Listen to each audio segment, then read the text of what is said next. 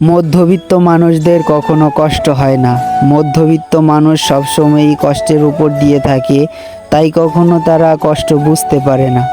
আসলে মধ্যবিত্ত মানুষের সবসময় কাজ করে খাইতে হবে, যার কারণে মধ্যবিত্ত মানুষ সবসময় কষ্ট করতে জানে, কখনো হারাম টাকা ইনকাম করতে জানে না। কারণ সবসময় চায় যে হালাল টাকা ইনকাম করব, আমার ফ্যামিলিটাকে সুস্থ রাখবো, সুন্দরে রাখবো। তো তাদের প্রিয় মানুষটাকে, তার ফ্যামিলিটাকে সুন্দর রাখতে হইলে, সুস্থ রাখতে হইলে নিজেকে কষ্ট করতে হবে। একটা পুরুষ চাইলে সবই করতে পারে। পুরুষ এমন কোনো কাজ নাই যে করতে পারে না।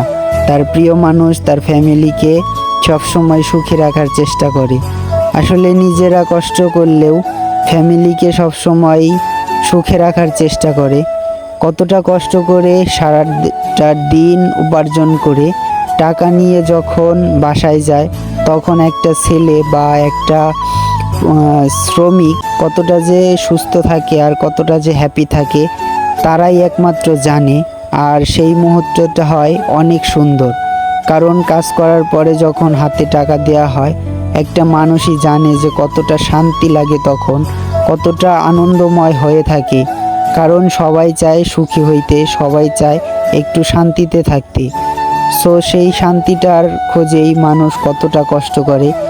এই ইটের উপর দিয়ে কতটা কষ্ট করে মানুষ টাকা পয়সা ইনকাম করে। এইখান থেকে যদি পড়া যায় তাহলে হয়তো বা হাত ভাঙবো, নয়তো বা পা ভাঙবো।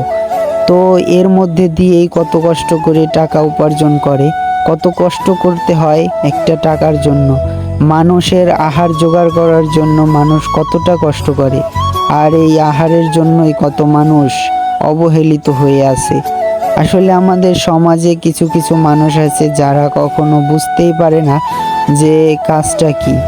যারা হালাল টাকা ইনকাম করে তারাই একমাত্র জানে যে টাকা কামানো কতটা কষ্টকর।